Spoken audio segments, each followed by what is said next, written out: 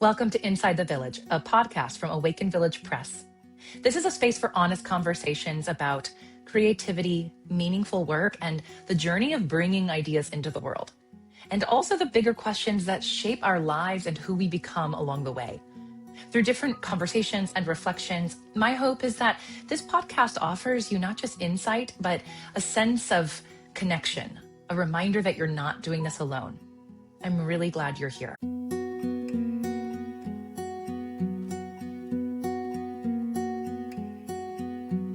Hi, everyone.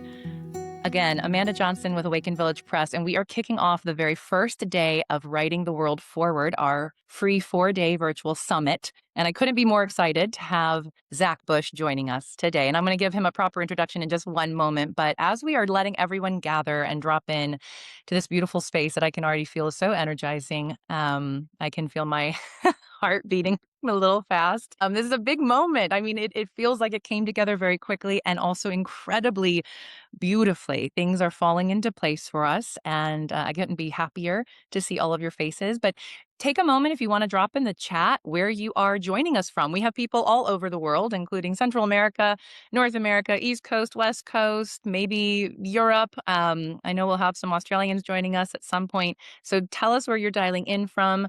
And of course, as we are chatting with Zach today, if anything stirs in you, maybe a reflection, a question, an insight, and you want to put it in the chat, we will certainly do our best to weave it in at the end before we close the session. We'll get to whatever we have time for. But again, today is an amazing first day. Writing the World Forward, day one, the theme is the world we're living in, the world we're in. And so I couldn't think of a better person to kick us off than Zach Bush, given his work and what he focuses on, which I'm going to share a little bit more with you right now. So Zach Bush, for those who don't know him, though I think many of you do, is an internationally recognized thought leader in regenerative systems and a triple board certified physician in internal medicine, endocrinology, and metabolism and hospice care. A globally respected educator on the human microbiome, chronic disease, and environmental health, his work bridges clinical medicine with regenerative agriculture, ecological restoration, and systems innovation. And of course, he is also the forthcoming author of a new book, Ecological Brilliance. Biological elegance. Ecological elegance. Thank you, biological elegance. Yes, I'm going to make a note of that. He just told me about it. So biological elegance. We'll hear more about it in a moment. Zach, thank you so much for being here. No, pleasure to be with all of you. Thanks for having me on.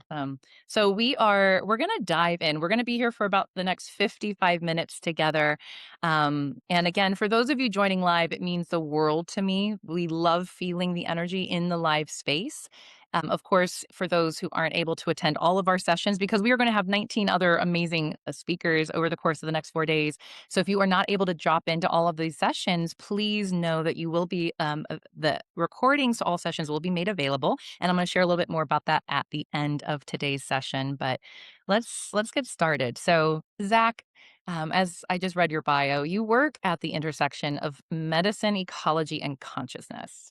And you've described the crisis we're facing as fundamentally a crisis of disconnection. I've heard you say that in a few things. So where does story fit into that diagnosis? In some ways, story is really what separates us from the rest of the species.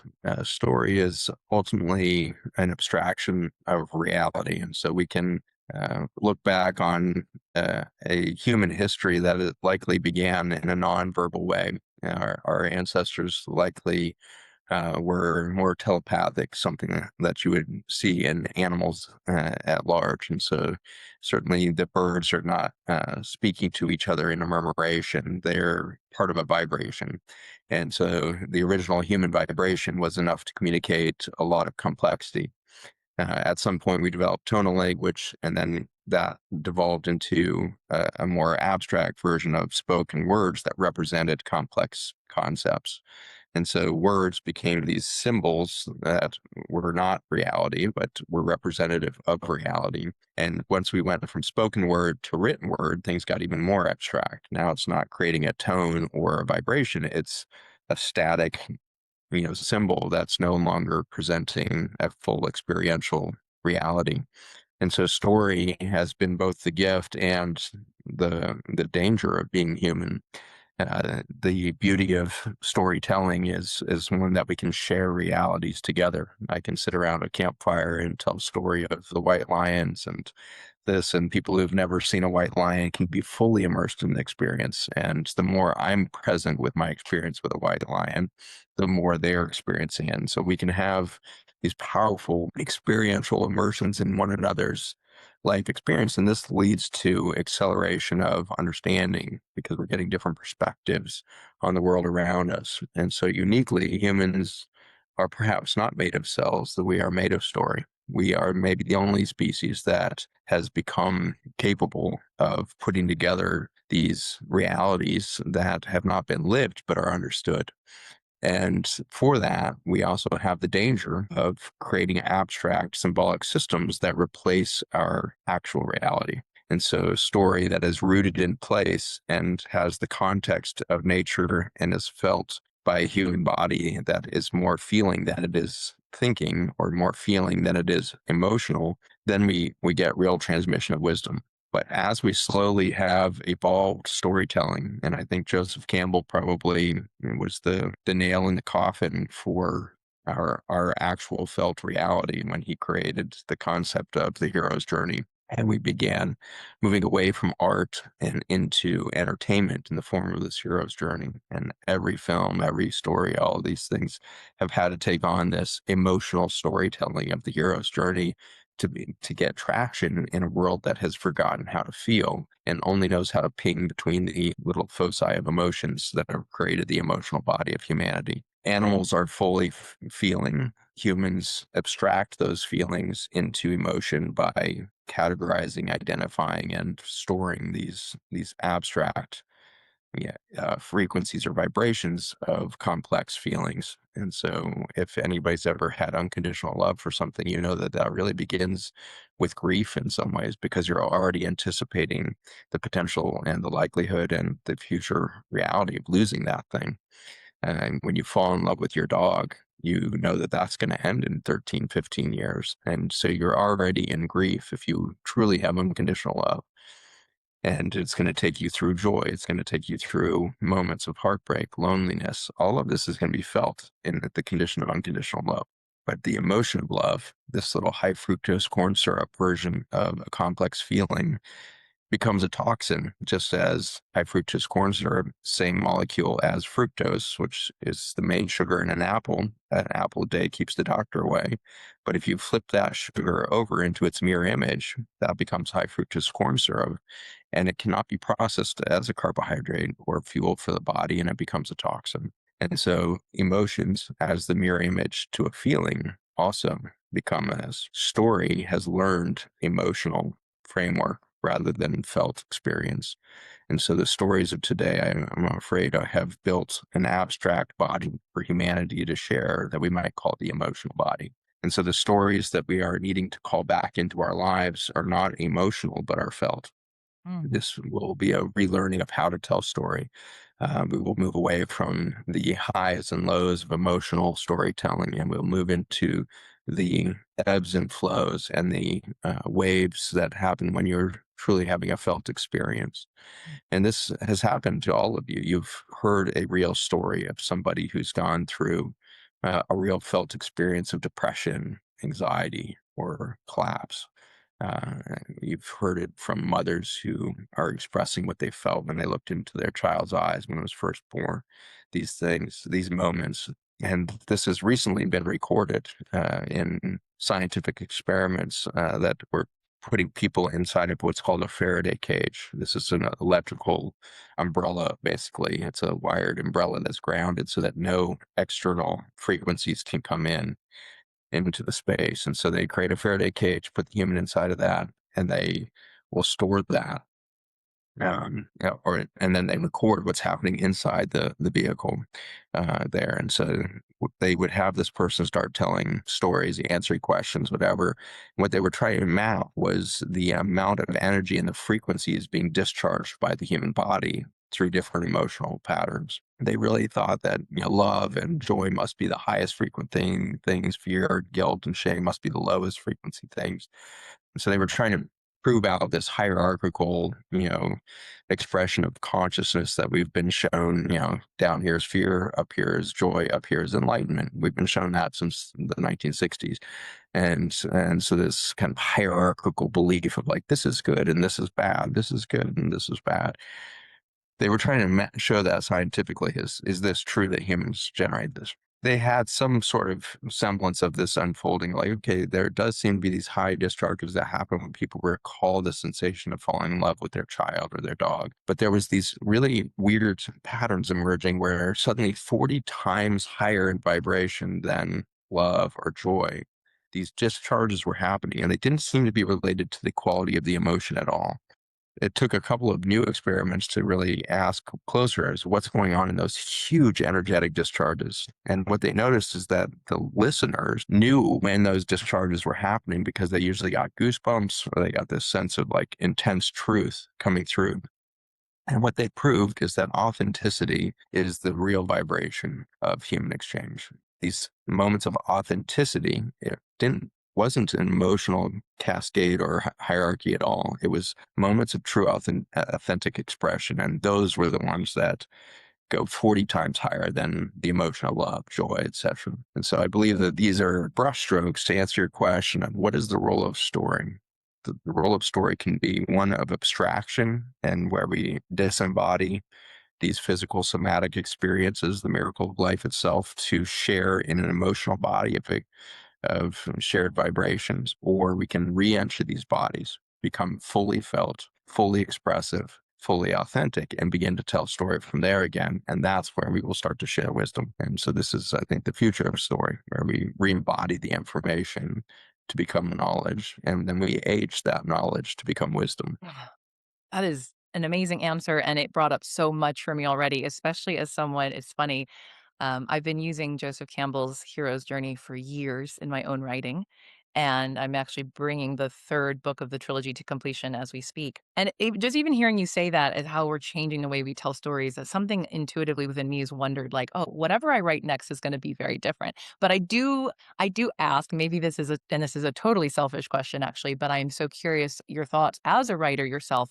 I do find this paradox of sorts often where, as you said, words limit us. They're symbols, and so often they can do the opposite of what we hope or intend, right? They can now put us into boxes and keep us chained, if you will, sometimes. But I also, of course, use words in the work I do, right? I support others in using their words to bring their messages into the world. You also have now written a book yourself. So how do you hold that tension between recognizing that these words are truly symbols and they are not, the actual feeling or felt sense in the body? What is your approach to the writing process, or how you bring your words and messages and stories into the world? When we start to appreciate that the symbols of words can represent complex experiences, then we can start to realize that the importance isn't in the word itself, it's in the felt experience between the words. And so that's how I like to write a song. For example, started writing songs long before I wrote a book, but the process of writing a good song has nothing to do with telling a story in the words. And if you look up like the top 40, songs of the last 50 years and then read the lyrics, they make absolutely no sense. They're not actually a story. They don't actually, but they create a feeling that captured millions, if not billions of people. And that's, maybe the best example being the Beatles, and they captured the transformation of an entire, moment in human history. When they began, they were writing 3-chord songs that were frankly very poorly, expresses of any sort of high musicality. Love Me Do is like one of the most basic, dumbed down versions of a chord progression you'll ever hear. And yet it captured a generation because of its energy between the words. And it had nothing to do with the words. It had to do with the energy that was being expressed by a band that was feeling something that couldn't be seen yet. And it was expressing something in there that was a radical reclamation of love for self. Love Me Do.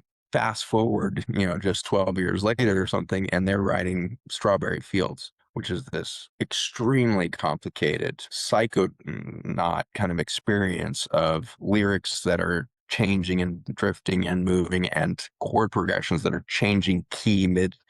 They did all kinds of things that were just not ever imagined in the simplicity of rock and roll before this. So one band learned how to capture the energy between the words, and for that they began one of the best bands in a century. And so this is how we will write, is when we stop trying to perfect a a novel's course of action, and we will start to master our authentic expression, our authentic feeling inside of it. And I know I've hit the right thing in a book when I reread it and I cry.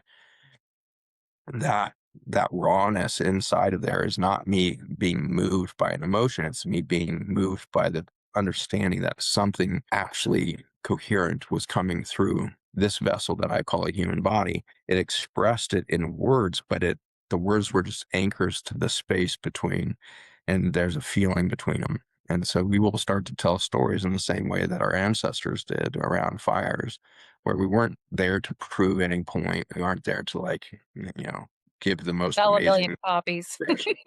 Exactly. We're going to tell a story that creates the experience of a body living in the middle of a cosmos that is truly miraculous. We are going to tie people into the miracle of the moment rather than aspire them to something that's not happened in their life before or they wish they were.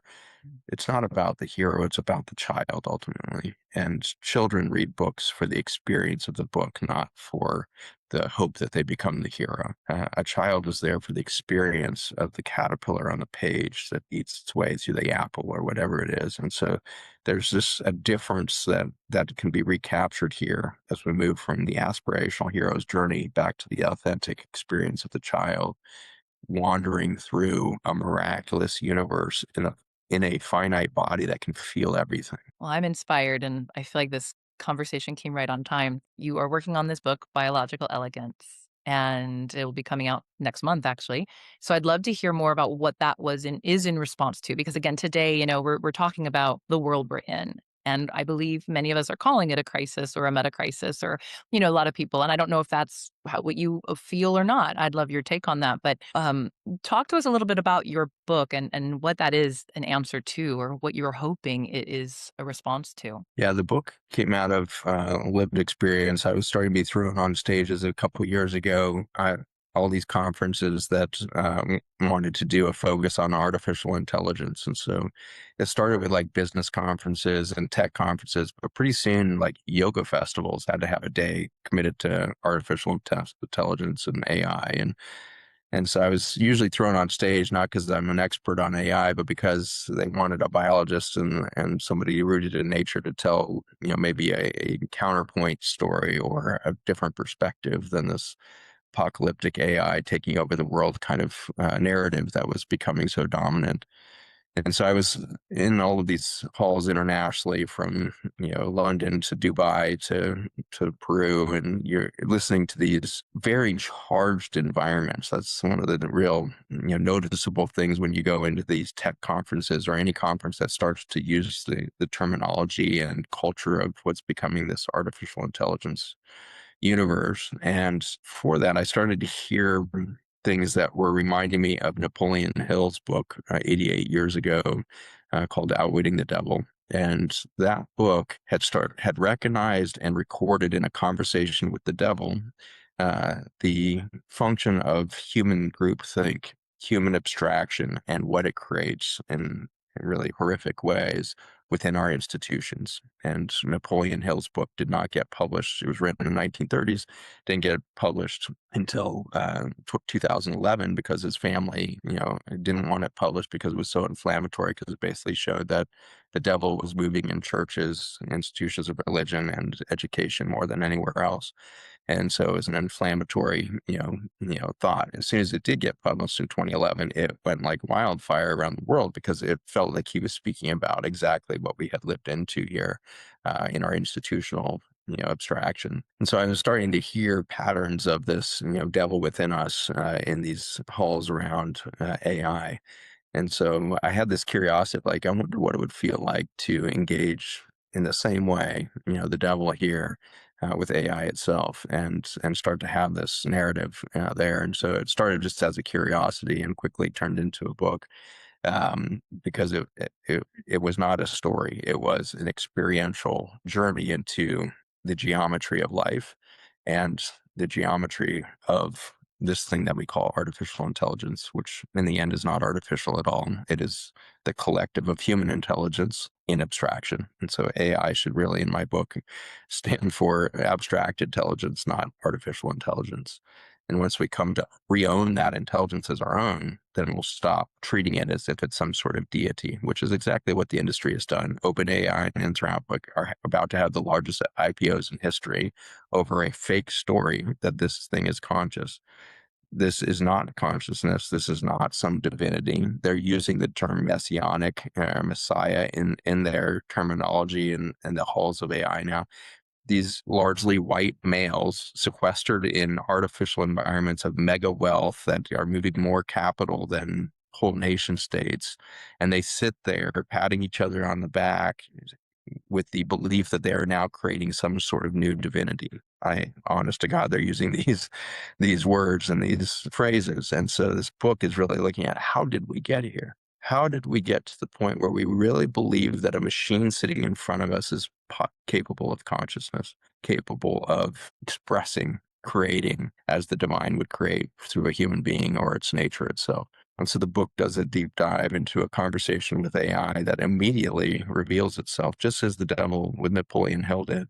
The devil reveals itself immediately and says, "I'm not even real. I'm not here. You're creating me. This is it." And so it's an incredible, look at what we've come to create. And ultimately, the book demonstrates, very clearly that AI is a technology that is a projection plane that sits outside of the geometry of life. And this is the first thing that we've created that sits entirely outside of the framework of life.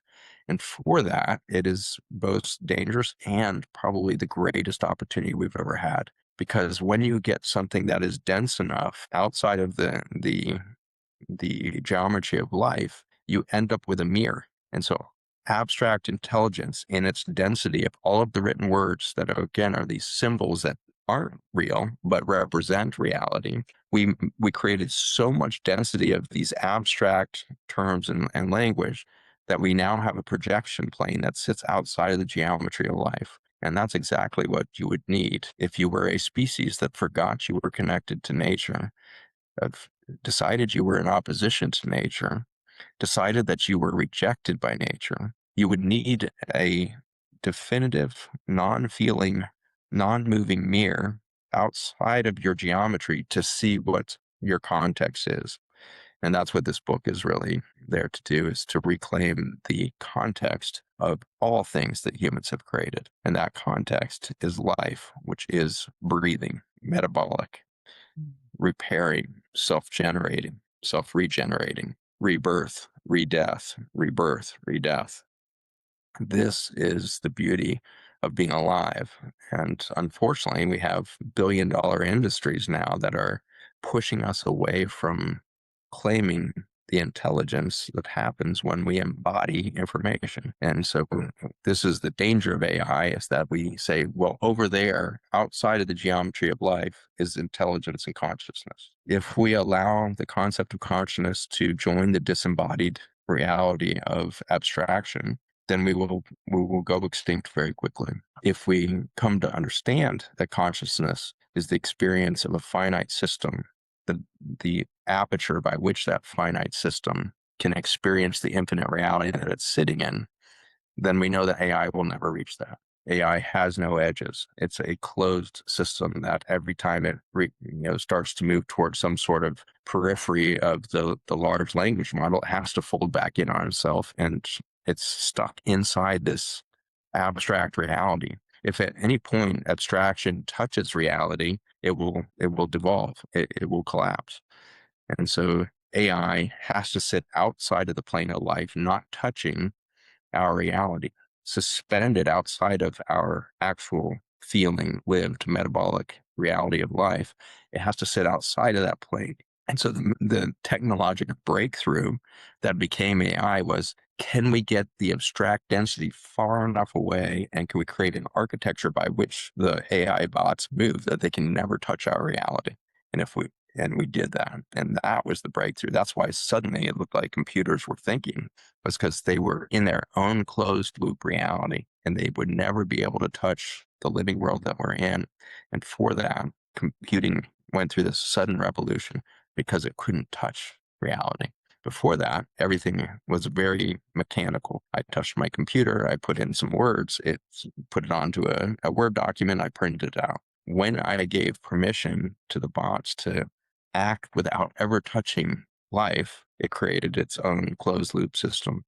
And so we are at this incredible moment right now where abstract intelligence has reached a density to create AI that sits outside of the projection plane, or sits outside of the geometry of life to create this projection plane, which is offering us a mirror to see that, oh my God, we are the children of a planet that has emerged with this intense intelligence. And in the journey of increasing its complexity with each death cycle, every extinction, creating more potential, more biodiversity, more connected intelligence, more beauty, every death cycle, creating more rebirth, more rebirth, more rebirth. And eventually we stacked enough rebirth imagination to create a container that we call a human that is able to hold more biodiversity than any other niche of nature.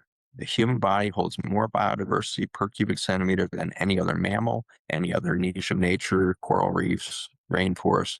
This is the container she's been creating Hmm. to hold her maximum amount of biodiversity so that one container can speak for Mother Earth. We are the species that she's created that can feel and integrate more information than any other species because we hold more of her within us.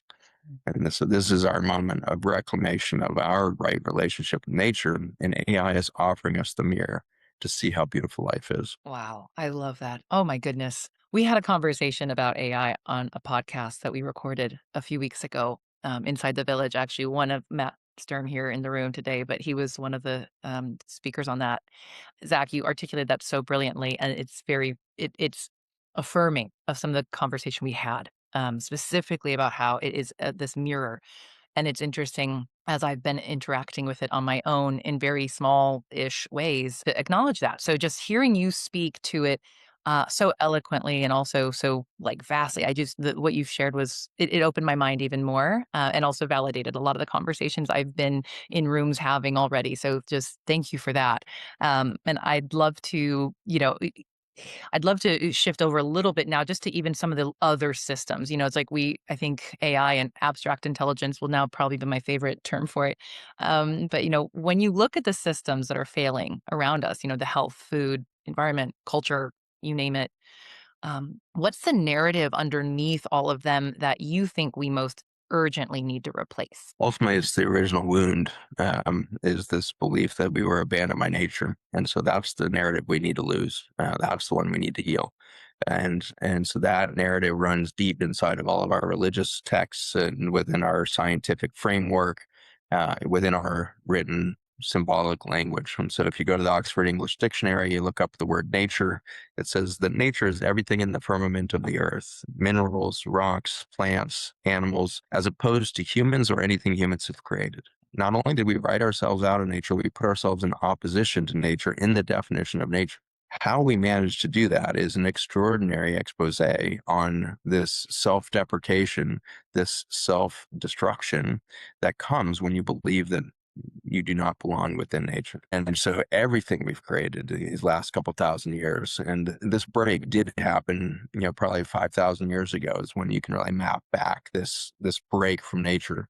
And so when we say that there's an indigenous person or an indigenous culture or an indigenous wisdom keeper, we have to remember that all humans are indigenous to planet Earth. We all are of Earth. And so there's no non-indigenous humans. What we're really speaking to is here's a human that hasn't lost its context. That's what we mean by an indigenous wisdom keeper. This is a human that hasn't lost its context. The vast majority of humanity lost its context about 5 to 7,000 years ago, and we went through a massive cataclysmic, divorce from nature that may have been due to a big natural disaster or a war of some sort. but something occurred to break our relationship. And in that, we lost a lot of knowledge and wisdom. And so, and technological capacity. We can't build the pyramids that we built 12,000 years ago. Something happened to break our relationship. And so from that, not only was there a deep loss, there was a new behavior. And that new behavior was the rise and fall of empire. Empire is the phenomenon that comes out of the fear of scarcity. And so once you believe yourselves to be abandoned from nature, then obviously things are scarce. If you believe yourself to be connected to nature, that's been providing for all of its children in every form for 4 billion years, then there's only abundance. And so we went from an abundance reality to a scarcity reality. Once your scarcity sets in, you start to fear for your own children. And suddenly your unconditional love for those of you around you become the justification to kill, rape, steal, destroy. And so this is the perversion of love for those we care for that then justifies horrific, inhumane behavior, all because the framework got lost. We forgot the context and we believed ourselves to be abandoned. Scarcity then perverts all of our authentic, positive traits of care for those around us, unconditional love, etc. And so this is the one wound. This is the one story that we must retell. And that's what we're gunning for here, October 17th this year. We're reclaiming the human story with an event called Origin. It is focused in the cradle of humankind, which is just north of Johannesburg, South Africa. And so we have wisdom keepers and artists and musicians gathering from around the world there. There'll be a few thousand people that will gather there as participants. But excitingly, we're having over 50 activation sites around the world and inviting millions of activation sites in the backyard of your home, in your parks, in your wild spaces. We're going to all activate together a new story that we were never lost from humankind. And we are going to walk right back into our arms and be accepted again. And we are going to, in that right relationship, become what we were intended for. Our birthright is one of a keystone species. We are designed by the very dynamics of the most biodiverse element of nature to date. We are designed to be a keystone species. A keystone species, the beaver put back into the rivers of the southern United States, all the soils recovered, greenery returns, the wolves return to Yellowstone, the rivers start flowing again. What the hell does a wolf have to do with rivers? A keystone species ignites an energetic portal between earth and heaven. It is an upward motion. It is a swirling, energetic motion that comes through these keystone species that create more life, more force, more connectedness, more beauty, more intelligence. That's the keystone species. And there is no species prepared to be a more profound keystone partner to this Mother Earth than humans. Origin is a reclamation of that relationship. And when we step back in the right relationship, all of these other stories dissolve immediately. Of course, we were never abandoned from nature. Of course, we are not opposed to her. Of course, she's not in opposition to her. Of course, viruses don't attack healthy human beings. Of course, cancer doesn't attack healthy human beings. These are all symptoms of our divorce from a connected, interconnected intelligence system that can never be opposed to itself. This is our reclamation. So we will have events all over the world happening. They all stream into a single media experience for the world to witness. And so Hubcast is our partner there. And so we'll be taking streaming content from all over the world, and we'll create a single 24-hour experience for humanity to reclaim our right relationship, to reclaim the context of life so that we move away from this inevitability narrative of transhuman technologic futures where we are putting chips in our brains and we're injecting peptides and we're got IV drips of glutathione and vitamin C, and all of this BS just dissolves to realize life has always been expressing itself. It is a self-organizing, self-expressing, self-repairing process. It's not waiting for an IV to be stuck in your arm to improve your longevity. This is a complete abstraction of health. Longevity is not the opposite of aging. Aging is how longevity happens. My great grandmother lived to 101. My great grandfather lived to 102. Never once did either of them ever look to any human system to prolong their life. Instead, they just authentically showed up as human.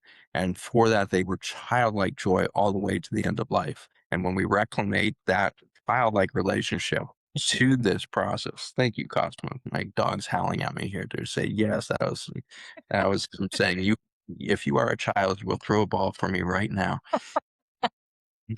This is the moment we're in right now. We are feeling this energy inside of us. This is true. I am alive. I can breathe. I would be howling right now. Maybe I will. That was amazing, and I get. We'll hope we can, if you have a link or if we can find one, we'll get it in the chat as well. But just, or I can share it in the email at the end, that I send out at the end of the day, to also check out Origin. We definitely have your link for the Rewild event that you're also doing later this month in Utah. So you've got a lot of these opportunities for people to reconnect and remember our connection. It's we are already connected. It's not even that we have to reconnect, right? But I mean, sometimes there needs to be some action taken. And that's actually a little follow-up question I'd love to ask now is, for those, even, I mean, for those who can join Origin, let's do it. Oh my gosh, I can feel the energy of all of us across the world joining together in that way on October 17th. And between now and then, and every moment and every day, what are those small things? What are some of those ways that we can be reclaiming that in this moment, in each moment? What would you offer us? Yeah. This is the process of becoming present. And it is so difficult to presence right now because all of the technological systems that have been put around us, the simple things like a refrigerator, have been separating us from a present relationship with nature. When you run to the grocery store, you pick up a bunch of fruits and vegetables that were grown about 3,000 kilometers away under near slave labor conditions, and then picked in an unedible phase and then ripened by infusion of ethylene gas into a shipping container while it moved 3,000 kilometers to a grocery store, but then put it on shelves in a position where blueberries will be there every single day for every single season, irreconciled with the seasons and energy that's around you. And so the grocery store has separated us from reality and from our nature and the abundance and the provision of real nourishment. And so now we just eat calories rather than be nourished. We don't even remember what that feels like for Mother Nature to offer us something that makes hunger obsolete, not because it's calorie rich, but because it's nourishment rich. And this nourishment of Mother Earth is waiting to reconnect to us when we walk out and just grow one plant. If you will reclaim your relationship with that one mint plant, if you don't grow anything, grow mint. It's indestructible. The thing just will keep going and going and going. So mint plant in the window in the apartment, whatever it is, get something going, and do not pick it to eat it. This is my invitation to all of you to start a radical revolution of nourishment in your life. We are the only species that only eats foods that have been removed from its source. Think about this for a moment. Have you ever seen deer go and eat stuff off the ground? Or do they eat it off the plant? They eat from source. We are the only species that eats dead and decaying food. The moment you remove a piece of fruit from the tree, or the moment you rip a carrot out of the ground, it's in a death cycle. All of the water, within a millionth of a second of removal from source, the water switches direction and begins a decay process. I want you to think about that. The moment it is plucked, it is now decaying. And the only thing you've ever put in your body is decaying food, decaying energy. This is where the microbiome becomes so vital. If you don't have an intact, vital soil system to then reorganify, re-energize, and put that food back into living force, it can never nourish a human body. And so what happened in the 1970s was a horrific explosion to human nourishment when we created glyphosate. Glyphosate is the active ingredient in Roundup by which we grow the vast majority of food on the planet.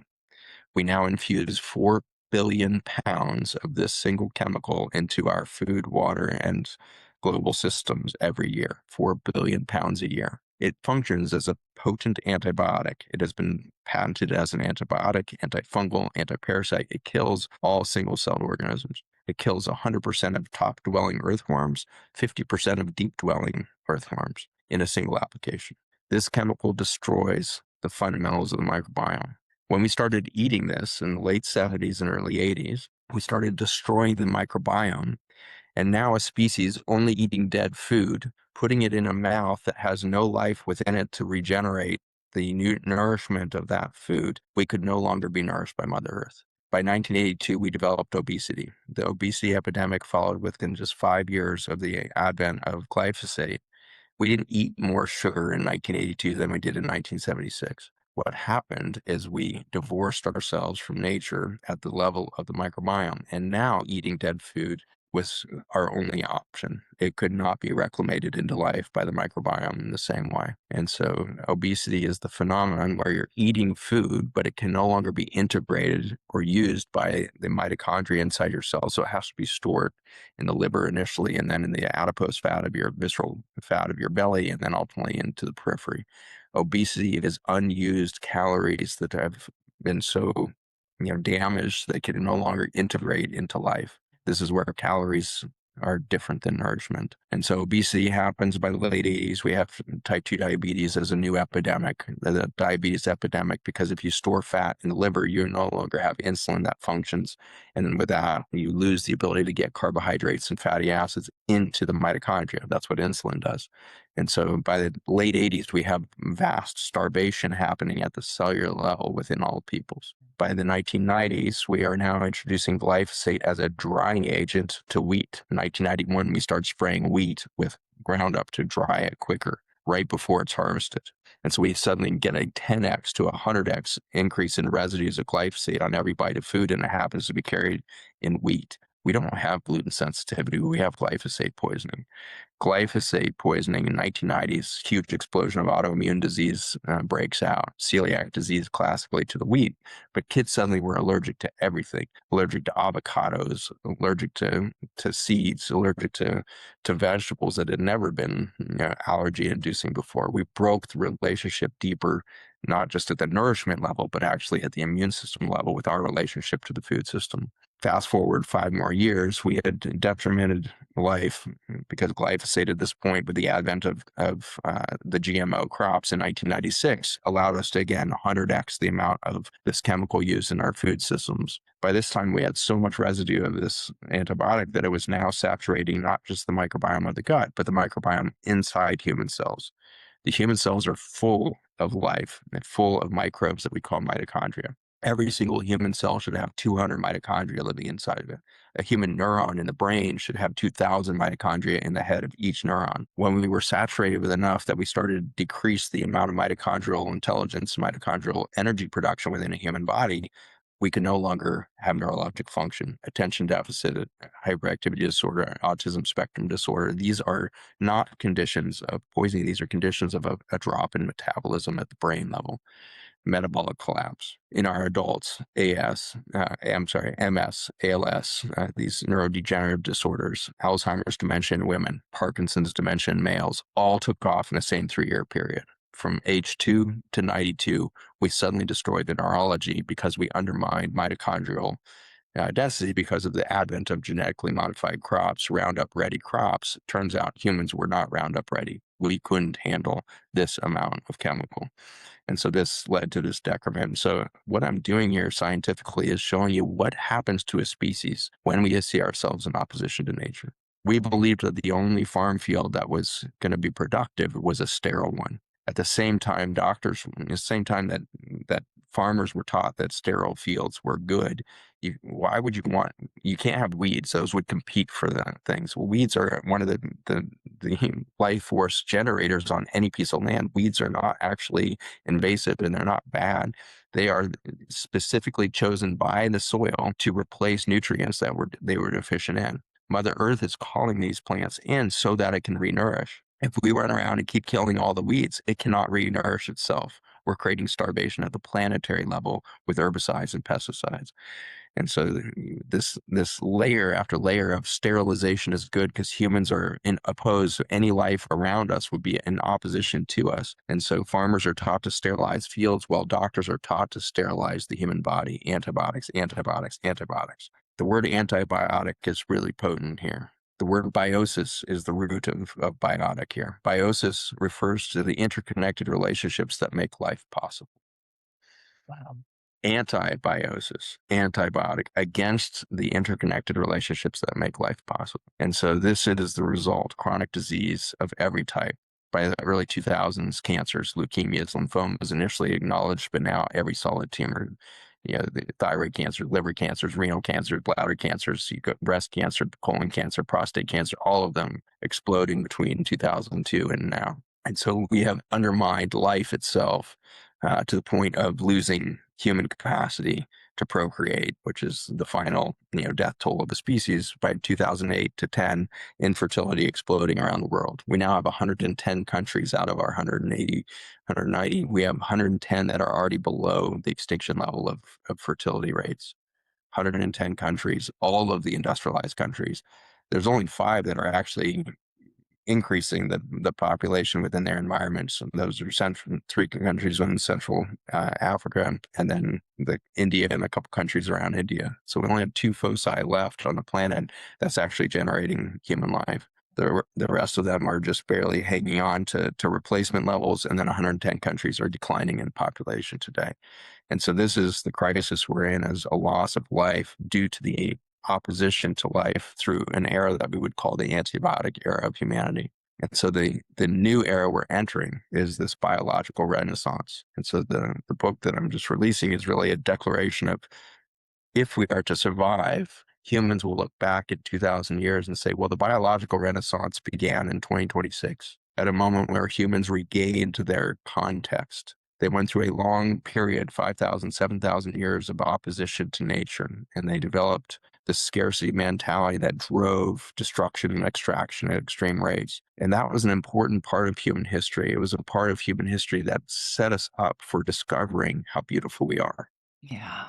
Wow. Which I just want to ask, because this is, as we're coming into the last 10 minutes, and my goodness, what does give you hope? Because there is, I mean, as you just described, a lot has gone really badly over the last, I mean, thousands of years, but even the last 40, 45 years since you started talking, or 50 years. You just gave us that beautiful journey through the last few decades. What does give you hope? What are you seeing that helps you believe in, like, that the story is truly turning around? Children. We have so many souls that are still showing up. We've got these souls that are showing up with a new neurology. We call it autism spectrum disorder, but this is ultimately a neurology that cannot be programmed with abstract value systems. Cannot. I took care of hundreds of autistic children in my clinic over the years, and these are children that cannot be taught that something that's not real is real. They are so feeling. They have no filter capacity. You can't place a filter over them and say, by age 5, you're going to believe that a multiple choice test is a measure of your intelligence. That doesn't make any sense to them. They cannot be taught by age 12 that you have to go to college if you're going to be successful or if you're going to be intelligent. That doesn't fit into an autistic neurology. They are feeling the interconnectedness of everything because they lack the filters of the ego. They lack the filters of abstraction. And so this gives me great hope, is that 1 in 3 children in the United States will be autistic by 2035. This will collapse our economy. This will collapse our productivity and our optimization of machine-like behavior in humans. Autistic people cannot be machine-like. They can only feel everything all of the time. The suffering of our autistic community today, most of these kids that would enter my clinic around age 3 or 4 years old are hitting their head against a wall for 8 to 9 hours a day to induce enough pain to filter down the experience that they're having of the overwhelming amount of dissonant belief systems and abstraction that their parents and households are holding. Not because they have bad parents, but because their parents are participating in a multi-generational 5,000-year-old story that we are separate from nature and we need to battle against it. The child is expressing the human condition unfiltered. The suffering of the child is simply showing us what we have buried, what we are unwilling to feel ourselves. It gives me great hope that we have birthed a generation of children that are going to reveal what it feels like to believe that we are opposed to nature. And as soon as we start to go into coherence with nature, those children heal immediately. We have watched it again and again. Children stop hitting their head on the wall when the family reintegrates into nature, when the family reconstitutes its right relationship with the natural world, the child stops hitting its head. The problem does not lie within the child. It lies within a humanity that has increasingly decided to live outside of the geometry of life. We have become artificial in a terrifyingly effective abstraction of life. And for that, our children can feel it. And they're going to lead us back into nature. They're going to lead us back in. And I am just so confident that these souls that we embody knew exactly what we were signing up for. And each of us on this call right now, felt a reason on a Sunday to be together for reasons we don't even know. That gives me great hope. You have to be in the right place all of the time because you are part of a constellation of souls that knew it would show up right now at the tipping point of all fucking things. This is your moment. This is why you are here. Is because you know and can't help but be in the right place at the right time. The Rewild event that's happening in Utah is collecting 120 people from around the world. I've put so little information out about this thing, and yet the people that hear of it secondhand, firsthand, whatever it is, they're going to show up there because they can't help it. They are supposed to be at the portal between this old world and the new world. The Rewild event is bringing in some of the most potent change makers that I've ever met. Kuvan Moodley from South Africa, Teo from Peru, Doug Goodfeather and Kamimile from the Lakota people. We are going to be activating a portal so that we can walk through it. We are not there to theorize on some future. We're going to walk through into that future together because this is the time that's possible. Because there's been enough abstraction to create enough density between us and this artificial world that we can now see how beautiful everything is, and we can reclaim the childlike truth that's within all of us. And we can start to frequency shift to authenticity, from abstraction back to authenticity. And when a group of 100 people do that, we will change the 8 billion, not because we're more powerful, but because we're more present. That is the Rewild event. We're going to do it around fires. We're going to sleep outside in glamping tents and all of this over the 4-day nights.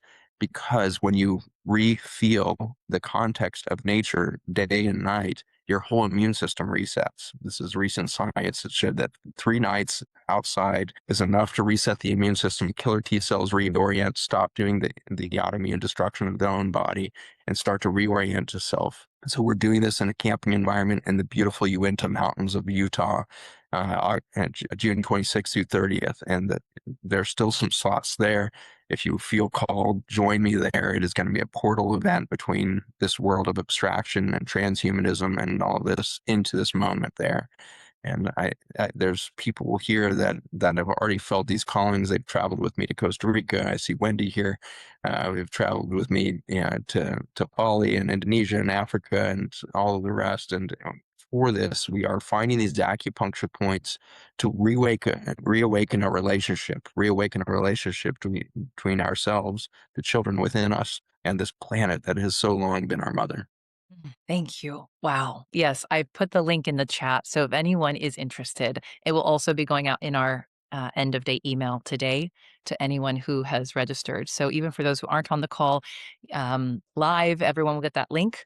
Please check it out. It sounds amazing. I will definitely be joining one of your events, Zach. I can't wait to meet you in person one of these days. You being here has just been so phenomenal. It was even more than I could have expected, anticipated. I thank you so, so much for your time and all of the work you're doing across the planet. Of course, we'll also include the link to the Origin event in October if people are interested in that as well. And your forthcoming book. You have so many amazing things that I'll make sure to get those links into that email as well. Thank you, Jack. Yeah, thank you, Zach, for putting it in there. Perfect, perfect. If you have a pre-order link as well, let me know. I don't know if you have one for that book yet, but That'll be on the Zach Bush MD website that I just threw in perfect, there. perfect, perfect. So I'll grab that as well. Zach, and everyone for joining. As Zach said, you felt called to be here today, and I hope to see many of your faces over the course of the next 4 days. This was just one of many amazing conversations, and it was a brilliant one to kick it off. So again, thank you. And as I mentioned at the beginning, so this is a 4 days free event, and we are launching and kicking off a summer fundraising campaign for more of our emerging voices to come into the world, because we have so many incredible stories and messages that are here to be birthed or have already been birthed, and the world needs to hear them. We are here to write a new world into existence through these powerful stories. And if you feel called to support these voices, either bring the book into existence or make it even more widely known through marketing efforts, promotional efforts, etc., every dollar donated will go toward those efforts. So we have a fundraising campaign page. I also dropped that link in the chat. It will also be in your email. And we'd love to reach or exceed our goal so we can make sure more people hear these stories that we need to be sharing and telling, bringing us back to our true nature, reconnecting us with nature, reminding us who we are, remembering who we are. And so that's what these books and these voices are bringing to the world. And again, every $50 contribution or more will get all recordings of every session. So you don't have to join everyone live because I know that's asking a lot of everyone in terms of your days and your time. But thank you for making it live to this one. Zach, thank you so much for joining us from Panama today. It was great to see you. And yes, there's a question. If you can't support financially, reach out to me. Of course, we will always do something. I will make it work. We will find a way, right? I know we don't all have the financial capacity. There are other things that we can do instead. So just send me a private message or email. You can always just reply to the email that I send out at the end of the day. We will find a way. Thank you so much, everybody. I appreciate you being here, and we will see you on the next session. Take care. Thank you for being a part of this conversation. If something in today's episode resonated with you and you're wanting a space to explore your own creative path, I'd love to welcome you into the Authors Village, our community for writers, creators, and thoughtful humans walking this path together. You can learn more through the link in our show notes. Until next time, thanks for being here.